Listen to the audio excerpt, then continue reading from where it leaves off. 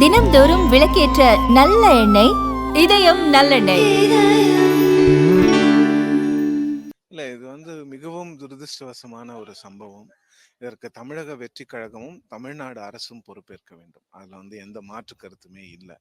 நீங்க ஒருத்தரை குறை சொல்லிட்டு இன்னொருத்தரை இதுல அப்சால்வ் பண்ண முடியாது. நிச்சயமா 2 பேருக்குமே சம பங்கு இதில் இருப்பதாக தான் நான் பார்க்கிறேன். தமிழக வெற்றி கழகத்துக்கு கொஞ்சம் அதிகமான பங்கே இருக்கு. ஏன்னு பாத்தீங்கன்னா, அவங்க தான் இந்த மக்களை வர சொன்னாங்க. அவங்க தான் இந்த மக்களை விஜயை பார்க்க எல்லாம் வாங்க, நாங்க உங்களுக்கான மாற்றம் கொடுக்க போகிறோம் என்று சொல்லிட்டு ஒரு 40 அடி ரோட்ல, அவ்வளவு பெரிய ஒரு ஒரு சாதாரண ரோட்ல ஒரு அன்ரூலி கிரவுட், விஜயோட ஃபேன்ஸ் ஒரு கட்டுக்கடங்காத கூட்டமா இருக்கிறாங்க. அதை சொல்றதுல எந்த ஒரு தயக்கமும் எனக்கு இல்லை. கட்டுக்கடங்காத, யாருக்கும் அடங்காத, ஒரு சட்டத்தை மதிக்காத ஒரு கூட்டமாக தான் விஜயினுடைய ரசிகர்கள் வளர்ந்திருக்கிறார்கள். அவர்களை கட்டுப்படுத்துவதற்கு எந்த ஒரு முயற்சியையும் விஜய் நேற்று வரை எடுக்கவில்லை என்பதுதான் உண்மை. இனிமே அவர் எடுத்தாலும் அதுல எந்த பிரயோஜனமும் இல்லை. 39 உயிர் போயிருக்கு. இது எல்லாமே விஜயை காண வந்தவர்கள் தான்.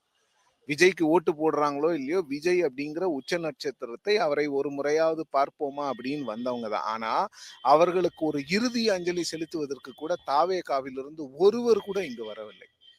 அது எப்படிப்பட்ட ஒரு விஷயம் அப்படிங்கிறத பார்த்துக்கோங்க. அவங்க வந்தா நெகட்டிவ் இருக்கும் இல்லைங்கிறதெல்லாம் வேற. அதெல்லாம் நீங்க அரசியலுக்கு அதெல்லாம் நீங்க ஃபேஸ் பண்ணி தான் ஆகணும்.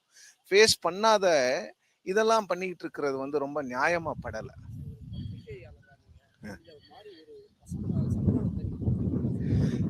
இல்லைங்க, நான் 20 வருஷமா ஃபீல்ட்ல இருக்கேன். இப்படிப்பட்ட ஒரு அரசியல் நிகழ்வுல இப்படிப்பட்ட ஒரு ஸ்டாம்பீடை நான் இது வரைக்கும் பார்த்ததில்லை. நிச்சயமா நிறைய பொலிட்டிக்கல் ஈவெண்ட்ஸ்லாம் கவர் பண்ணியிருக்கேன். டெல்லியில இருக்கும்போது பிரதமர் நரேந்திர மோடியினுடைய ஈவெண்ட்ஸ் கவர் பண்ணியிருக்கிறேன். ராகுல் காந்தியோடது பண்ணியிருக்கேன். சோனியா காந்தி அவர்களுடைய ஈவெண்ட்ஸ் கவர் பண்ணியிருக்கோம். ஆனா இந்த மாதிரி ஒரு அசம்பாவிதம் எங்கேயுமே நடந்தது கிடையாது. ஏன் தமிழ்நாட்டில் கூட கருணாநிதி அவர்களுடைய ரேலிஸ், ஜெயலலிதா அவர்களுடைய ரேலிஸ், இப்ப ஸ்டாலின் அவர்களுடைய ரேலி, பழனிசாமி அவர்களுடைய ரேலி எல்லாமே கவர் பண்ணியிருக்காங்க. ஆனா இப்படிப்பட்ட ஒரு இங்க பிரச்சனை என்னன்னா, அந்த மக்கள் வராங்கல்ல, அவங்க ரொம்ப அன்ரூலியா இருக்காங்க. அங்க இருக்கக்கூடியவர்களிடம் அவர்கள் தவறான முறையில் நடந்து கொள்வது, தண்ணீரை அவர்கள் மீது பாய்ச்சுவது, இது போன்ற விஷயங்களை செய்வது. அதுவும் இல்லாம இப்ப அந்த லொகேஷனுக்கு போயிட்டு தான் வரேன். அங்க பாத்தீங்கன்னா அந்த மரத்து மேல ஏறி இருக்காங்க. 15 பேர் ஒரு மரத்து மேல ஏறினா அவங்கள என்னன்னு சொல்லுவீங்க நீங்க? மரத்து மேல ஏறலாமா முதல்ல? அதை தடுக்க வேண்டிய பொறுப்பு யார்கிட்ட இருக்கு? அப்போ இதுல என்னன்னா, அந்த கரண்ட் ஆஃப் பண்ணதும் ஒரு பெரிய நெகட்டிவா போயிருக்கு. கரண்ட் ஏன் ஆஃப் பண்றாங்க? தாவேகாவினுடைய தொண்டர்களோ இல்ல விஜய் ரசிகர்களோ அந்த எலக்ட்ரிக் போல் மேல ஏறுறாங்க. அப்ப அதற்கும் அரசாங்கம் தானே பொறுப்பாகும். அப்போ இங்க அடிப்படை பிரச்சனையாக இருப்பது விஜய் ரசிகர்களினுடைய அந்த அன்ரூலி பிஹேவியர். இல்ல இல்ல இல்ல அவங்கள அரசியல் படுத்துறது அப்புறம் படுத்திக்கலாம். முதல்ல மனித தன்மையோட அவங்க நடந்துக்கணும். அதுதான் அரசியல் படுத்தாததெல்லாம் அப்புறம் பார்ப்போம். அதற்கு நேரம் காலங்கள் இருக்கிறது. ஆனால் அவர்கள் முதல்ல எப்படி பிஹேவ் பண்ணணும்? ஒரு 25,000 பேர் 30,000 பேர் வர்ற இடத்துல ஒரு 15 பேர் மரத்துல ஏறி நின்னா அது என்ன ஆகும்? அந்த இடத்துல பாத்தீங்கன்னா நிறைய இந்த ஷீட்டு போட்ட வீடுகள்லாம் இருக்கு. அது மேலெல்லாம் ஏறி ஃபர்ஸ்ட் ஃப்ளோருக்கு போய் நிக்கிறது, இது போன்ற விஷயங்களை யாருமே ஏற்றுக்கொள்ள முடியாதது. அங்க இருக்கிற மக்களே சொல்றது என்னன்னா, கடந்த 2 நாளைக்கு முன்னால எதிர்கட்சி தலைவர் எடப்பாடி பழனிசாமி அவர்களுடைய அந்த ரோட் ஷோவும் அங்கேயே தான் நடந்திருக்கு. அதே இடத்துல நடந்திருக்கு. ஆனா அங்க ஒரு அசம்பாவிதம் நடக்கல அப்படிங்கிற விஷயத்தை மக்கள் சொல்றாங்க. இன்னொன்னும் மக்கள் சொல்றாங்க, போலீஸ் பாதுகாப்பு அன்னைக்கு எடப்பாடி பழனிசாமி அவர்களுக்கு இருந்த அளவுக்கு விஜய் அவர்களுக்கு இல்லை என்பதையும் மக்கள் சொல்கிறார்கள். இதற்கு அரசாங்கம் நிச்சயமாக பதில் சொல்ல வேண்டும். அரசாங்கம் கூட விஜய் மீது எல்லா பழியையும் போட்டுவிட்டு அரசாங்கம் தப்பித்துக் கொள்ள முடியாது. அவர் ஒரு இடத்தை கேட்டாலும் கூட நீங்க அவர் 10,000 பேருன்னு சொல்றாரு. உங்களுக்கு தெரியும் அவர் கூட்டத்துக்கு எவ்வளவு பேர் வராங்க. நீங்க உங்களுக்கு கெட்ட பேர் வந்தாலும் பரவாயில்லைன்னு சொல்லிட்டு நீங்க பர்மிஷனையா டினை பண்ணியிருக்கணும். அரசாங்கம் ரொம்ப சேஃபா பிளே பண்றதுனால இப்ப 39 உயிர் போயிருக்கு. இதுக்கு விஜய் அவர்கள் பொறுப்பேற்க வேண்டும் என்பதுதான் நியாயமான விஷயம். ஆனா அரசாங்கமும் தன்னுடைய பொறுப்பை தட்டி கழிக்க முடியாது. இங்க 2 பேருக்குமே அந்த ஈக்குவல் ரெஸ்பான்சிபிலிட்டின்னு ஒண்ணு இருக்கு. இது இல்லாம மக்களுக்கும் ஒரு ரெஸ்பான்சிபிலிட்டி இருக்கு. மக்கள் என்ன பண்ணணும்னா, இது போன்ற கூட்டங்களுக்கு பெண்கள் வரலாமா?